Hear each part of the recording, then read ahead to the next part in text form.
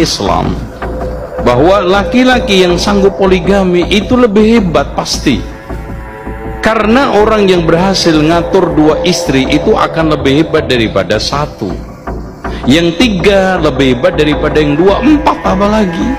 Makanya nikah 4 Superman, nikah 3 gentleman, nikah 2 real man, nikah 1 cemen.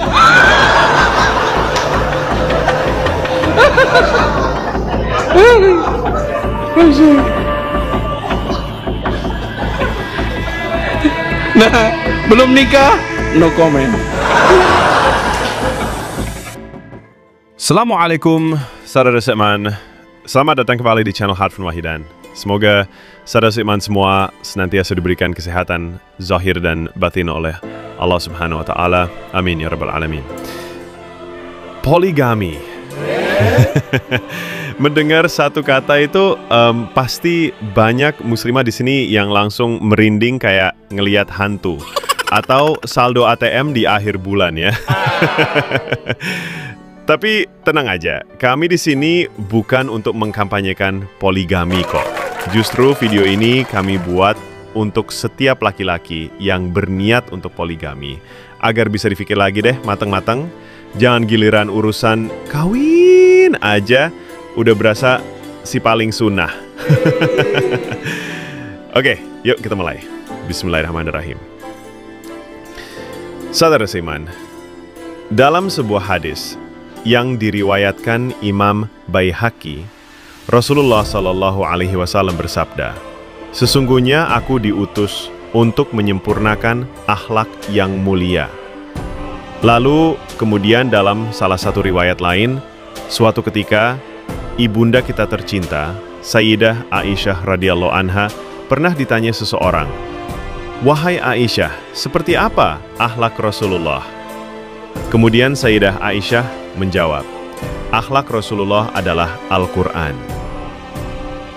Lalu apa hubungannya sama poligami? Santai muslimah, santai. Jadi begini ya saudara seiman, apakah Rasulullah sholat? Ya, pasti. Kemudian apakah kita sholat? Ya udah anggap aja iya juga lah ya, walaupun masih bolong-bolong. Dan sekalinya sholat pun terburu-buru, kayak dikejar-kejar debt collector pinjol. Begini loh maksudnya, kita sebagai umat Islam berusaha melaksanakan ibadah-ibadah yang diperintahkan Allah melalui Rasulullah Shallallahu Alaihi Wasallam semampu diri kita. Sekarang Rasulullah kan sholat, puasa, zakat, zikir, bertetangga, berdagang, dan ini dia, beliau juga menikah dan lain sebagainya. Kita pun sebagai umat Rasulullah selalu berusaha menjalankan sholat, puasa, zakat, dan hal-hal yang Rasulullah kerjakan itu ya saudara seiman. Lalu apa yang membedakan kita ketika berbuat sesuatu dengan perbuatan Rasulullah? Yang membedakan adalah niat.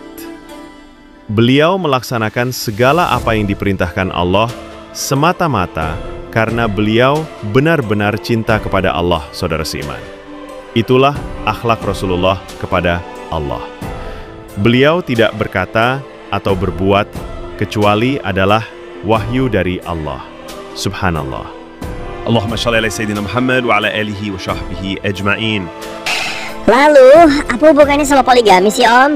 Muter-muter deh jelasinnya, buruan kek, mau kasih tahu video ini ke suami nih. Ya, kira-kira begitulah perkataan di dalam hati muslimah saat ini. Ternyata masih nggak ngerti juga ya.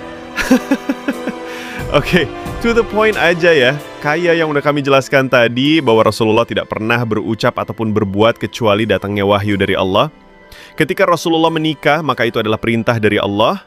Dan kemudian dari pernikahan itu Rasulullah mencetak atau mendidik istri-istri dan anak-anak beliau menjadi orang-orang yang solih dan solihah. Generasi-generasi pecinta Allah yang akan selalu ada sampai hari kiamat kelak dari kalangan keluarga beliau. Allahu Akbar. Jadi kalau Rasulullah menikah itu karena perintah dari Allah. Lah sekarang kalau ente para laki-laki hidung belang yang mau poligami dengan mengatasnamakan sunnah Nabi nih, ente mau poligami emangnya siapa yang suruh? Al-Quran, yakin? Al-Quran gak nyuruh loh, bahkan tegas banget Al-Quran bilang lebih baik satu saja. Ayo. Terus kenapa sih di Islam ada hukum untuk poligami? Nah, ternyata Islam tidak sama sekali mempelopori banyak istri. Justru Islam malah membatasi nih saudara seiman. Karena di masa sebelum Rasulullah diutus membawa agama Islam, bagi para lelaki waktu itu gak ada batasan sama sekali, istrinya unlimited. Kalau mau sampai 100 lebih juga boleh-boleh aja. Kacau banget kan? Bisa-bisa si Jones alias jomblo ngenes. Bener-bener gak kebagian deh itu mah. Maka dengan datangnya syariat Islam lah, lelaki jadi gak boleh melebihi dari 4 istri. Eits, jangan lupa, lebih baik 1 saja ya saudara seiman. Ingat, Jeitat harus tahu diri ya. Kalau belum mampu tapi tetap masih maksa juga, ya kalau kata anak zaman sekarang sih gak punya akhlak lu. Jadi kalau masih belum bisa adil, belum bisa mendidik anak orang ke jalan Allah, udahlah ya, 1 aja juga gak habis. Kalau Rasulullah atau orang-orang soleh menikahi banyak istri karena ingin mencetak istri dan keturunannya menjadi orang soleh juga, dan menjadi generasi-generasi pecinta Allah. Tapi kalau laki-lakinya aja masih urakan, dirinya sendiri aja belum bisa cinta kepada Allah, waduh, gimana mendidik anak orang untuk cinta kepada Allah atau berakhlak pada Allah? Karena tugas suami selain memberi nafkah zahir, juga memberi nafkah batin. Nah, nafkah batin itu adalah mendidik istri dan anak-anaknya menjadi pribadi yang berakhlak kepada Allah.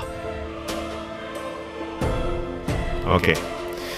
Sekian dulu video kali ini ya saudara seiman. Mohon maaf kalau ada kesalahan. Silahkan dukung channel ini ya saudara seiman dengan cara like, share, berikan komentar dan subscribe. Nyalakan juga lonceng notifikasinya supaya nggak ketinggalan video kami selanjutnya. Wallahu a'lam bishawab. Wassalamualaikum warahmatullahi wabarakatuh. Shallu ala Muhammad.